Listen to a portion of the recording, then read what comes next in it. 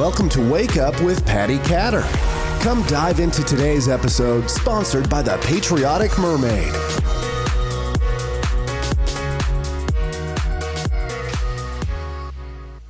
Hello, everybody. Thank you for tuning in. I am Patty Catter, and I have a very special guest today. I have Robert, it's Grigore, right? Grigore. So, Robert, I would love it if you would tell our listeners a little bit about where you're from and how you grew up. I like our listeners to connect with the guest right away. For sure. Thank you by the way, for having me on the show and for letting me be in your ears, listeners. So I grew up in a very small rural town in Ontario, Canada, where nobody's ever heard of before. It's called West Lorne.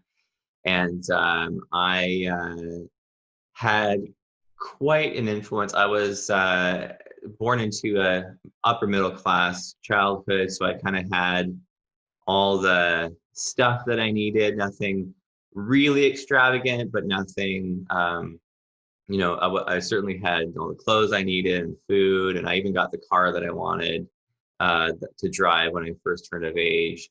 But I also grew up with a lot of emotional neglect, I was lacking guidance emotionally, and I was bullied a lot, actually. So that's a big part of my childhood. Mm-hmm. That's really interesting. I try to advocate against cyberbullying, even as adults. We have that. Now, you are a world-class mental health care expert, and I know you have a lot of experience with EMDR. So I'd like to have you tell our audience what EMDR is, first of all. Yeah, it'd be my pleasure. So EMDR stands for eye movement desensitization and reprocessing. It's a long name, so we just use the acronym EMDR. And what it does is it's a full psychological approach to healing trauma. And it's classically was designed for war veterans from Vietnam, and it's also been expanded to work with all different types of presentations, any kind of anxiety, any kind of depressive symptoms, you name it, EMDR can probably do it. But what EMDR does in a nutshell is it's a very, very fast approach to working through the neurological systems in your brain that are affected due to traumatic incidences, such as war. It could be a car crash. Those are the classical kind of things, rape, those big T traumas, but also smaller T traumas too, like bullying. Like mine was very subtle bullying. It was covert bullying. I was never beat up, but I was always called names, and over time that builds up and it creates a really distressing viewpoint of yourself. So EMDR works to eliminate the early patterns in your brain that are formed, and it works on the physiological, the neurological, the emotional, and even the spiritual, if you believe in that level. So it's really powerful. Mm-hmm. So what made you decide to go into mental health care? Was it the fact that you were bullied and you had to overcome that, I'm guessing, or am I totally off here? No, you got it. That's exactly it. I wanted to understand myself. At a very young age, I hated myself. I hated who I was. I hated the lifestyle that I had. I hated my body. I hated everything about me was basically on my hate list. And I wanted to understand myself, and really wanted to understand why I was here. Why was I in this pain, in this suffering? And like many therapists, I think I can say that broadly, that most of us get into the field because we want to understand ourselves and kind of heal ourselves. So that was certainly the approach. And I loved following the classics. Irving Yalom, of course, was introduced to Freud early on, which is pretty classic. And then the different types of therapists that viewed long-term treatment as the kind of the goal. But yeah, that's exactly why. You're right. Was there a specific trigger that made you say, okay, this is enough? Or was it compiled? To get into therapy or to? Just to start dabbling into, I guess, deciding that you were going to get into mental health care. Well, it was a lot of things. My mother had some psychology books on her bookshelf, and I found that interesting. We always talked about kind of analyzed people, which really isn't a good thing to do now that I'm looking back on it. But I was doing that, and it actually was never in the forefront. I didn't know that I wanted to be a therapist. I went into first I went into graphic communications management, which is basically learning how to operate a printing press. That's where I went Wow. first, like totally different, right? And then I completely drank away my first year of university and just partied, didn't care at all about that course after the first semester, which is really what I needed to do. And then I ended up finding philosophy, and I fell in love with existentialism and asking those big questions. Why am I here? What is my life's purpose? What is this responsibility that I have for my life? So, and then psychology kind of came on the heels of that. So it was a really gradual process for me actually getting into that. Mhm. Mhm. So, what do you do right now? If someone were to ask you, because I'm looking at this huge bio and there's so much, you talk about different things in your bio that we'll address in a moment, but what today are you doing in the mental health care field? That's a great question. And, I've got a lot of titles, and what I really consider myself now to be is an alchemist, which Hmm. means that I don't turn metals into gold. What I'm turning is I'm identifying my clients' worst fears, their deepest pain, and I'm transforming that experience into their greatest love. Mhm. I'm helping my clients to reach self-actualization at an incredibly rapid pace, because I believe that right there, that's the time when our life's mission really begins. Mhm. So when you offer EMDR, it sounds like you offer counseling hand in hand with that? Yeah, well, EMDR for me is counseling, but I incorporate so much into my approach with my clients.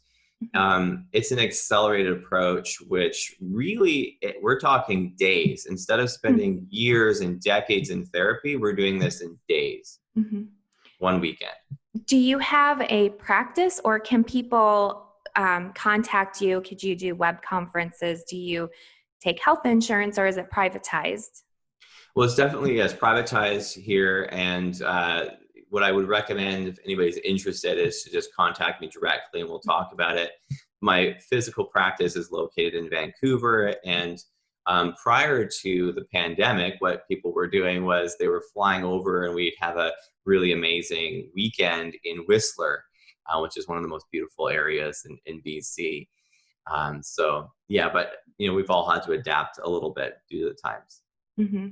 And that's hard too. I think that with the pandemic, it is playing a huge role in depression right now. So I do believe that more people could use your services. Funny thing is, a tiny off topic, but still on mental health care. I've talked to several people over the last week who said, they still are connected with their friends and family, and they're still, some of them having in-person get-togethers, just on a much smaller level than they were doing before, but they still feel lonely. Mm. And I kind of wonder, I have several philosophies we can talk about later. I'd love to hear it. But I kind of wonder how this is going to play out in the long run on mental health care with many people, and about suicide rates and things like Mm. that. Now, you work with children too, and I'm kind of curious about that because it seems like that would be a little bit harder. I'm assuming you definitely have to have the parent's permission and the parent arranges that with you. But how do you find that different than working with adults? Well, I do have some expertise, some training working with children. It's not my uh, favorite thing to do. It's not my what I would consider what I'm really driven to do. Mhm. So if I have children involved, I may work with them, but I may also bring in another expert to work with the child. But here's the thing: the parents would obviously be involved to some degree. Mhm. It's a very important aspect of it. I treat the entire family Mhm. because it's, the child's issue is often the parents, it's manifesting from the parents' issue. Mhm. And when I think about mental health, when I think about the culture in the family, it's not just the immediate family, mom, dad, or extended family. We're talking the entire legacy of this family line that's going back generations and generations and generations, because that's where the negative beliefs first start. There's so many traumas that happened in our lineage that if we don't really address the real deep roots, then there's patterns that are going to continue. Absolutely. I definitely think it's generational. Interesting. I read one time that it can even sometimes be passed down into DNA with Yes. different types of things. So that's very interesting to me too. Um, Yeah. Especially considering that military veterans, many of them have past generations of military veterans in their family. So that's especially interesting to me because I do deal with a lot of veterans. Now, I'd like to just kind of talk about how someone can replace negative thoughts with positive thoughts, because I absolutely love that about you. You talk about just past negative self-beliefs and how we can overcome that with better outlook. Yeah, I'd love to talk about that. And I feel like these are just the nuggets, and there's so much we could expand on with all of these topics. So I'm so Yes. excited to be here to have this conversation Mhm. with you. So when we talk about negative beliefs and positive beliefs, there's what's really happening in the brain is the brain is creating two separate neurological sequences. Right, we have, let's say I don't matter is one negative belief system, and this is created by maybe mom and dad yelling at you as a child, maybe there's some abuse and who knows what happened, or neglect, and sometimes in my case. And then you have this other positive beliefs that you develop over time in your adult life, and that I'm a therapist, and I've got my degrees, and I've got all these accolades. But until you do the work, they're going to operate in two semi-separate lanes in your brain. And that's why you, on one level, your logical, most, analytical adult part of your brain thinks, oh yeah, I'm completely valuable.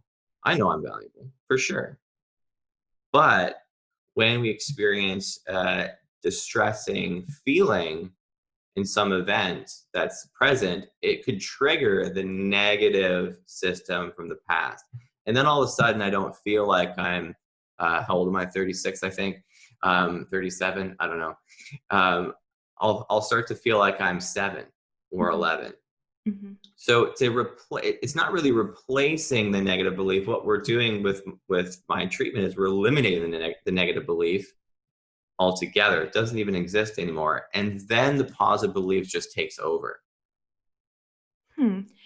That's really interesting because I was recently talking to a friend that said he had imposter syndrome sometimes. And it sounds just like what you're talking about. It's one of the most common things that I deal with is imposter syndrome. At some point, most of us have experienced that in some way. And this always happens. I tend to work with entrepreneurs and high-level leaders in business or in entertainment, etc. Work with these people, and at some point, every time we level up our position in our company, or position in our life, position in just how we see ourselves, we come up against these little, or maybe not so little, but these mental ceilings that really challenge us to step into something bigger. And unless you clear that fear, what's really underlying the imposter syndrome. Like, maybe I don't belong here, I'm not good enough, or maybe I'll fail at this if I try it. If we don't eliminate that stuff, we're going to keep feeling that every time we go up. So it's very, very, very common. Mm-hmm. Now, what would a therapy session look like with you? And do you call it a therapy session? What do you call it? Yeah, to me, the names don't really matter as much. It is, for me, it is a very spiritual experience. I'm connecting with my client soul to soul level, and we're going to places that that person probably has never gone before. And they look very different. The classical therapy session, we're looking at, 60 minutes or so. And, very classically, the client would lay down like in Freud's days, but, usually they were sitting up in a chair and just sort of talking. And I actually did that for many years. But what it looks like now for me is very intense. We're looking at 5 hours or so per day, 3 days in a row is my average for clients. Wow. Sometimes it's earlier or quicker than that. Sometimes it's a bit longer, another day or so.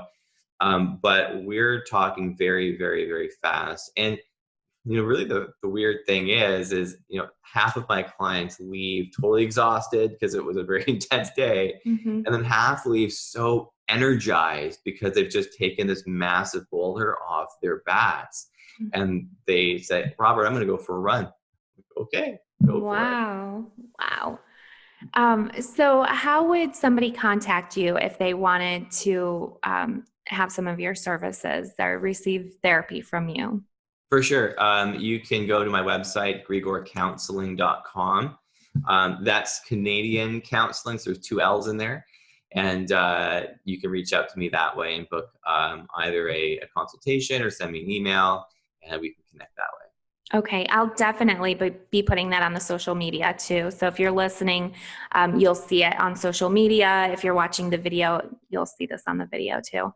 Now, Robert, what is some advice for somebody who's been thinking about trying some type of therapy, but they're really nervous to open up? Because even I know, like for me, it's very hard to open up to people. And so what would you say to somebody who's been really struggling with some things and they should really receive counseling and they know it, but they don't really know how to go about it or what to expect? What should we expect from you? That's a great question. My first inclination is just do it. Just do it. Just reach out. Just make that phone call. Send that email. We're always, I should say, for the most part, most of us are afraid to try something new. We're all afraid of the unknown. Like, we don't know what's going to happen. But you can look into a resource is actually my book. I've written a book called You Need Therapy, kind of tongue in cheek, because I think we all need therapy. And it talks about the stages of how to reach out to an EMDR therapist and what it's really about. So if you educate yourself a little bit about what's going to happen in the therapy world, in that room with your client or across the screen nowadays, you're going to kind of assuage a little bit of that anxiety. You kind of know what to expect. A good therapist is there to hold the space for you. They want to know you. They want to get you better. This is why they got into the field. And at the very bottom, at every single decision that we make in life, you make that decision either with fear or with love. So you got to follow your heart. Is your heart telling you to go and see this person? If so, then do it. If you want some guidance as to how to do it, you can call me. I'll send you some guidance, or you can pick up my book. It's pretty cheap. And with most counseling, they say it is confidential. So I'm assuming that would be a given, that your services are confidential. And I guess what is something that you'd like to leave our listeners? I'm going to put you on the spot. What is something that you would like to leave with them? Just to maybe, I don't know if you want to, like, a little note of encouragement or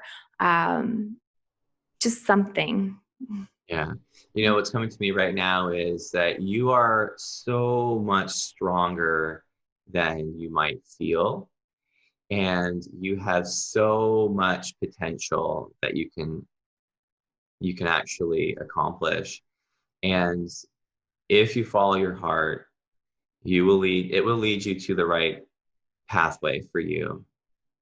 And everybody has got something. I'll tell you that, you know, hand to heart, everybody, I've never met anybody that hasn't had something from their past. I believe nobody escapes childhood unscathed. There's always something. And then there's life after that too. And there's all kinds of stuff that happens to us. So there's absolutely zero shame in actually improving yourself. That's what we're here for. And in this lifetime, we're here to grow, to shed our traumas and our negative experiences, to accomplish our missions in life. And then when we're at the top, we got to help other people. So get going, because there's a lot of work to do. But you can do it. Mm-hmm. I love that. Love it. Okay. And again, your website? GrigoreCounselling.com. And you can also find me on Instagram at Grigore Counselling. You can find me on Twitter at InfoGrigore, Facebook Grigore Counselling. So you just type Grigore Counselling in Google and my name will pop up. I love it. Thank you, Robert, for being on the show. I think I'd like to have you on again to talk more specifically about EMDR. I was totally wrong about what it was. I actually, for some reason, I thought you had to have some electric devices hooked up to your head and a screen in front of you, flashing objects. I don't know. So yeah, it looks very strange. And there's some of that you'll see, but classically the therapist is waving their hand back and forth in front of your face. And it looks a little bit like hypnosis. It's not, but it's weird. Here's the thing. It's weird, but it works. Mm-hmm. Oh my goodness. I can't wait to hear more about it. And I've seen scientific proof that it works. So oh yeah, I do believe that. So thank you again, Robert. And thank you everybody for listening, and make sure you check out Robert's website. And again, we'll have that posted on our social media. Have a great week, everybody. Thank you so much, Patty. Thank you.